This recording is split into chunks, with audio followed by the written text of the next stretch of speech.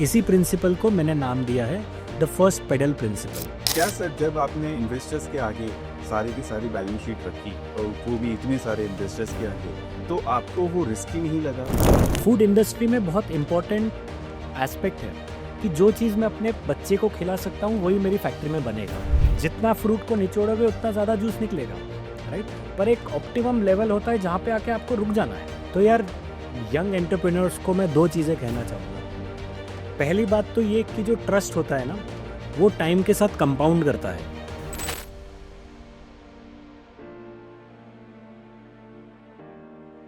आज global fruit industry $400 billion की है, बट क्या आपको पता है वो जूसेस कहाँ से आते हैं? आपने कभी ध्यान से वो लेबल्स पढ़े हैं? क्या आपको पता है ये इनोवेशंस कैसे किए जाते हैं? Hi, my name is Rashmi Sahu and welcome to the podcast of feed formulations. Recently मैंने एक बुक पढ़ी, द ट्रांसपेरेंसी डिविडेंड, जिसमें 12 लॉज ऑफ बिजनेस सक्सेस के बारे में बताया गया है। So today we have our guest and the author mister Nikhil Kapoor with us. Many congratulations on your book sir. Cheers. So sir, आपने अपने बुक में फर्स्ट पेडल प्रिंसिपल के बारे में लिखा है, तो क्या आप उस कॉन्सेप्ट को थोड़ा सा समझा सकते हैं? हाँ यार, जो मेरा पहला चैप्टर है उसी का नाम है फर्स्ट पेडल प्रिंसिपल। एग्जाम्पल के साथ बताऊं तो आज से लगभग 1.5 साल पहले हमने डिसाइड किया कि अग्राना फ्रूट इंडिया का बायआउट करना है। पर ऑनेस्टली उस दिन ना मेरे पास कैपिटल रेडी था, ना मेरे पार्टनर्स मेरे साथ में थे, ना मेरे एम्प्लॉयज़ उस समय रेडी थे उस बड़े डिसीजन के लिए। पर फिर भी मैंने इंस्पिरेशन ड्राइव किया साइकिलिंग से। जिस तरह से आप साइकिल का जब पहला पेडल मारते हो तो बैलेंस अपने आप होता है, जर्नी अपने आप शुरू हो जाती है। उसी को अप्लाई करके मैंने डिसीजन लिया कि हाँ, अग्राना फ्रूट इंडिया का बायआउट करना है। और मानोगे नहीं, जब मैंने वो डिसीजन लिया और आगे बढ़ा, मैं वो पिच लेके अपने पार्टनर्स के पास गया, वही चीज़ को लेके अपने एम्प्लॉयज़ के साथ शेयर किया, और जब फ्यूचर में मैंने इन्वेस्टर्स को पिच किया, सभी इम्प्रेस थे मेरे करेज से कि मैंने डिसीजन लिया है कि इसमें मुझे आगे बढ़ना है। सब अपने आप जुड़ते गए।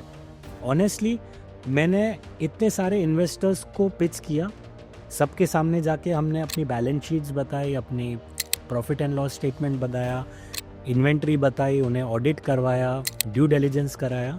तो पर एट द एंड सब ने अप्रिशिएट किया कि जिस ऑनेस्टी के साथ में, जिस ट्रांसपेरेंसी के साथ मैंने एक्सप्लेन किया है, उससे सबका कॉन्फिडेंस बढ़ा था। इसी प्रिंसिपल को मैंने नाम दिया है द फर्स्ट पेडल प्रिंसिपल।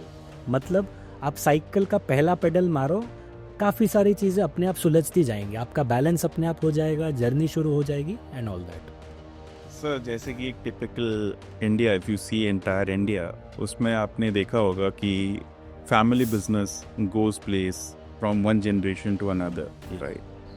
सो जब आपने ये 100 years की जर्नी बताई, okay, so in that particular case why didn't you like started with this particular thing कि आपके डैड का बिजनेस आपने क्यों नहीं किया? Was there any challenge towards it और you want to do something else, that's why you shifted? नहीं, एक आपको थंब रूल बताता हूँ, मे बी आपने नोट किया है कि नहीं। There is a very common thing कि कोई भी डायनेस्टी बोल लो, चाहे महाभारत का एग्जाम्पल ले लो, 3 जनरेशन से ज़्यादा बहुत कम चीज़ें होती है जो जनरेशन्स में फ़्लो करती है, as a thumb rule, right. If you further analyse that, तो जो अपने बच्चों को या पोतों को या पड़पोतों को वैल्यूज़ नहीं फॉरवर्ड करते, वो लोग जनरली 3 जनरेशन के बाद they and switch on, okay, right. तो actually dynasties, if you look at history also, 3 generation से ज़्यादा नहीं होता है। What I could also realize that कि जो कैरी फॉरवर्ड होता है, like I give the example of values and processes, right. तो ओवर द जनरेशन वैल्यूज़ को कोडिफाई करना ज़रूरी है। जो मेरे परदादा का एक वैल्यू था कि कस्टमर्स के लिए इनोवेशन, वो कुल्फ़ी वॉज अ इनोवेशन। दादा के लिए था कि जो दूध की स्कैरसिटी है, उसके लिए कहीं से हम जहाँ पे सरप्लस है वहाँ से दूध लेके आए। फादर के लिए था कि सरप्लस अगेन दूसरे रीजन में है, वहाँ पे क्वालिटी डिफरेंट है, वहाँ पे भैंस का दूध ज़्यादा होता है जो इन मुंबई वासियों को ज़्यादा पसंद है, तो वहाँ से लेके आए। तो there is a code that makes the generation successful. तो वो कोड इम्पॉर्टेंट है। मैं डेयरी में नहीं रहा, कुल्फ़ी में नहीं रहा, but now I am in fruits, right? So what is important, and one of the laws is which is called a preservation paradox. So the generation should preserve the value and codify it. Correct. मैं चाहूँगा कि मैं मेरे बच्चों को वो code बताऊँ values का, कि आपको कैसे सेफ्टी ध्यान रखना है, कैसे आपको ऑनेस्टी रखना है, कस्टमर के लिए कुछ ऐसा लाना है जो उसे नहीं मिल रहा है, हेल्दी चीज़ें लानी है, कोई chemicals. So Codify the values, change the process, right? तो प्रोसेस, लाइक आई सेड, कि मेरे दादाजी परदादा कुल्फ़ी करते थे, ठीक है, मेरे ग्रैंडफादर फादर ने मिल्क किया, मैं मिल्क में नहीं हूँ बट मैं फ्रूट्स में हूँ, right? So processes can change, products can change, but the values has to continue. So that is, you know, I would see कि अगर जनरेशन दर जनरेशन उसको आगे बढ़ाना है तो the family businesses should codify their values, pass that values to the next generation, and give them the freedom to explore their own things with that values. Okay. So sir, आप cycling को अपने leadership style के साथ relate करते हो, तो क्या आप इसमें से कुछ इंपॉर्टेंट लेसन सिखाना चाहते हैं? बिल्कुल यार, साइकिलिंग और लीडरशिप में काफ़ी सिमिलरिटीज़ हैं। जिस तरह से साइकिलिंग में आप एंड्योरेंस फेक नहीं कर सकते, इसी तरह बिजनेस में आप एंड्योरेंस फेक नहीं कर सकते। मैं आपको एग्जांपल दूंगा, मैंने 600 किलोमीटर साइकिल चलाई है। 600? यस। और उसमें पहले 40-50 किलोमीटर ना, जो आपका जोश होता है स्टार्टिंग में, वो आपको 40-50 किलोमीटर तो खींच लेगा। उसके बाद में आपके पैर दुखते हैं, आपको भूख लगती है, ट्रैफिक में आप गुजर रहे हो, ये सारी प्रॉब्लम्स आती हैं। इसी तरह से बिजनेस में भी होता है। आपको रोज़ सुबह उठ के देखना है कि प्लांट में क्या हुआ, फैक्ट्री में लोग क्या कर रहे हैं, एम्प्लॉयज़ के साथ क्या हो रहा है, जो सेल्स टीम है वो मार्केट में कस्टमर्स के साथ क्या कर रही है। ये सारी चीज़ें रोज़ देखनी होती है। जिस तरह से साइकिल में हर पेडल इम्पॉर्टेंट होता है, इसी तरह से बिजनेस में हर रोज़ कंसिस्टेंटली काम करते रहना इम्पॉर्टेंट होता है। तो बहुत सारी चीज़ें हैं जो मैं साइकिलिंग को बिजनेस से सिमिलरिटीज़ समझता हूँ। सो सर, ये अजीब लगता है थोड़ा कि फेलियर इज ट्यूशन, ये अजीब सा सुनाई देता है, बट आपने ये मेंशन किया है, तो क्या आप बता सकते हैं ये क्यों मेंशन किया है and what is this all about? बिल्कुल यार, मेरे बुक में मैंने फेलियर को एज अ ट्यूशन फीस माना है। मतलब देखो, डेटा ये कहता है कि पहले 3 साल में 100 में से 60 स्टार्टअप्स फेल होते हैं, जिसका मतलब है फेल होना is a normal, it is not a exception. Simple भाषा में, अगर मैं 10 चीज़ों को अटेम्प्ट करूँगा, 6 चीज़ें मेरी गलत होंगी, राइट? तो इम्पॉर्टेंट ये है कि उस गलती को हम एज अ ट्यूशन फीस माने। उसमें जो पैसा खर्चा हुआ, जो हमारा टाइम गया है, उसे फीस मानूंगा मैं, और फीस को मैं अगले पड़ाव के लिए यूज़ करूँगा, राइट? तो वो बहुत इम्पॉर्टेंट है, उस फेलियर को कन्वर्ट करना एज अ ट्यूशन फीस। ये मेरा कंसेप्ट है कि जो फेलियर है उसे फेलियर मत मानो, उसे ट्यूशन फीस मानो। सर, जैसे आपने बताया प्रोसेसेस के बारे में, तो बेसिकली इसमें यील्ड और क्वालिटी के बीच में 2 चीज़ें आती है, जो फ्रूट इंडस्ट्री में बहुत यूजफुल है।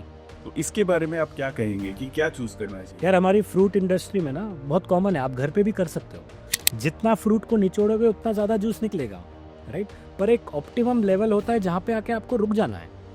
आप उसको प्रेस करते जा सकते हो। ज़्यादा करोगे तो मेरे फैक्ट्री वाले को बहुत पसंद आएगा कि सर मैंने ज़्यादा उसका प्रेशर दिया, देखो ज़्यादा आउटपुट निकला। पर मुझे नंबर से कोई मतलब नहीं है। आपको एक लेवल पे आके रुकना है कि कहाँ तक मैं जाके इसकी क्वालिटी को डिग्रेड होने दे सकता हूँ, राइट? और उसी में हमारी एक्सपर्टीज़ होनी चाहिए। कई सारे कस्टमर्स अभी, क्योंकि हम फूड इंडस्ट्री में बहुत इम्पोर्टेंट एस्पेक्ट है कि जो चीज़ मैं अपने बच्चे को खिला सकता हूँ वही मेरी फैक्ट्री में बनेगा। ये होता है क्वालिटी का थंब रूल। सर, आप ये ओपननेस कहो या ट्रांसपेरेंसी कहो, बेसिकली आप ये बताइए मेरे को कि ट्रांसपेरेंसी सेल्स के साथ उसके मार्जिन के साथ इम्पैक्ट करता है। तो अगर उसके मार्जिन के साथ इम्पैक्ट करता है तो सेल्स आपका ग्रोथ कैसे होगा? यार मैं तुम्हें एक एग्जाम्पल के साथ बताता हूँ। हमारा एक कस्टमर है, नाम नहीं लूँगा बिकॉज ऑफ कॉन्फिडेंशियलिटी। पहले हम उनके पास गए, एक कोटेशन सबमिट किया। कोटेशन के साथ हमने ब्रेकअप सबमिट किया कि हमारा फ्रूट कॉस्ट इतना है, लेबर कॉस्ट इतना है, हमारा यूटिलिटी कॉस्ट इतना है, where housing, transportation, blah blah ब्ला, पूरा ओपन बुक कॉस्टिंग हमने उनके साथ शेयर करी। हाउएवर उनका रिस्पॉन्स आया कि हमारा कॉस्ट महंगा है। तो हम वहाँ पे रुके नहीं, हमने एक टास्क फोर्स क्रिएट किया। उस टास्क फोर्स का काम था हर एक कंपोनेंट को सस्ते में ला के देना। तो जो फ्रूट कॉस्ट है हमने उस पर वर्क किया, हमारा जो करंट फ्रूट कॉस्ट है हम उससे कैसे कम करें, यूटिलिटी जो है वो कैसे कम करें, एंड हर एक चीज़ पे हमने हमारे उस टास्क फोर्स ने वर्क किया।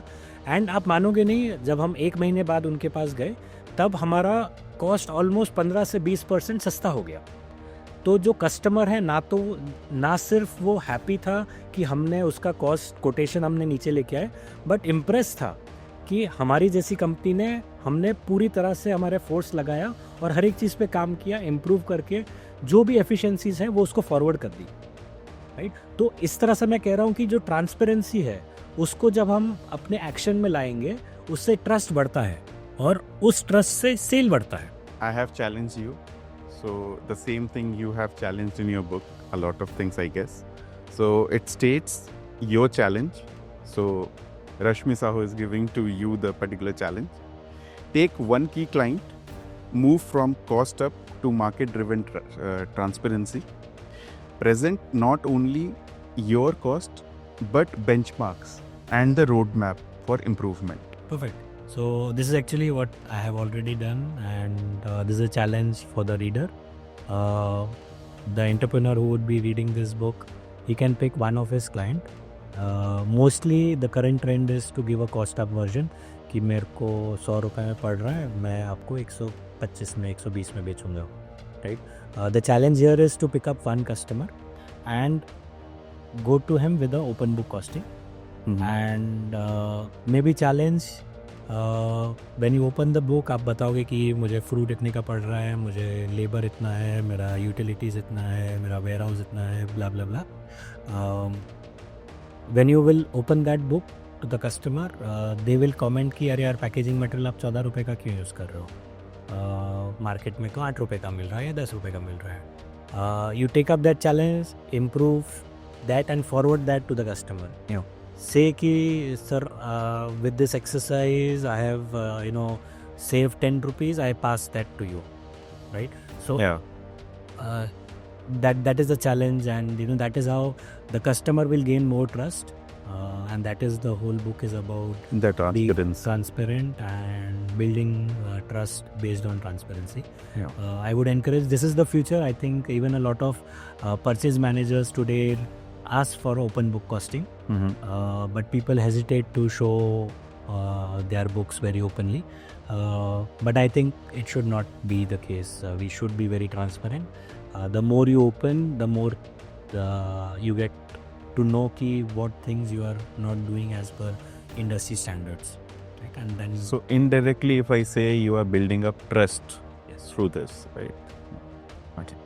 So in that particular scenario, as you are a manufacturing particular industry of fruits, we haven't seen who fruit formulation is, and it's basically, I can say, a story behind every a B2C customer. We are the backbone of them. I cannot say everyone, but with some of the big players, we are backbone of them. So do you feel sometime there should be a particular brand where fruit formulation name should be there? There should be a particular branding where we reach out directly to the customers? Oh, see, as a B2B business, we always play behind the curtains. Our customers are the heroes. We are the sidekicks. I'll give you example of Munna Bhai and Circuit. Hi! कैसा है भाई? So we are not Munna Bhai. We are Circuit. Right? I remember there was a scene है जब उसको एक body चाहिए होती है, Right. तो वो फ़ोन करता है, अरे सर्किट मेरे को एक बॉडी चाहिए मेरे को, एंड सर्किट क्या बोलता है, अरे बस बॉडी चाहिए, मैं करता हूँ ना, तुम टेंशन मत लो, तुम अपना पढ़ाई पे ध्यान दो, Right. राइट? तो that is us, if a big client, a beverage company or a dairy company calls us कि this is a problem, अरे तुम अपना बिजनेस में ध्यान दो ना, इनोवेशन करना है, मैं हूँ ना, करता हूँ ना, तुम टेंशन मत लो, मैं करता हूँ कुछ. True, true. So that is our role. We are not the hero, we are the side hero. So last one to go. So this page states the preservation paradox. Values are roots, processes are wings. So the law states a business without value drips, a business without system stalls. The preservation paradox reminds us that values and processes are not enemies, they are partners. Values are your roots, they ground you, give meaning, and define why you exist. Processes are your wings, they allow you to adapt, expand, and thrive in new conditions. Perfect. So there are mention of two key elements. One is the values, and the other is the process. Right. It is very important. Like the law says, the preservation paradox. So at any cost, we have to preserve the value. Right. So a company is built on values. True. However, you can keep changing the process. Right. कल हम इस तरह से customers को सर्व कर रहे थे, आज हम इस तरह से किसी और तरीके से कर सकते हैं. कल हम इस तरह से मैन्युफैक्चरिंग करते थे, आज हम किसी और तरीके से कर सकते हैं. बट जो वैल्यूज़ हैं to give good quality product, जो मैं अपने बच्चे को खिलाना चाहता हूँ वही मेरी फैक्ट्री में बनना चाहिए. Right. जो मेरे एम्प्लॉयज़ हैं वो they have the right to go back home in the same way that they have come, which is the human safety guard. So the factories have to be very safe. ये कई सारी values हैं which needs, honesty is a big value. Transparency is one of the values I am encouraging. तो values cannot change, right? Yeah. Your processes can change, right? So that is what the law says. Values are your roots, Yeah. which keep you grounded, whereas processes are your wings, which will take you to The next levels. Sir मैं काफ़ी time से आपको अभी lookout कर रहा था. So it's a very unique thing you have in your personality. ये आपके मूंछों के पीछे का राज क्या? नहीं राज कुछ नहीं है. आई जनरली 6-7 महीने में मैं अपने खुद को आईने में देख के बोर हो जाता हूँ.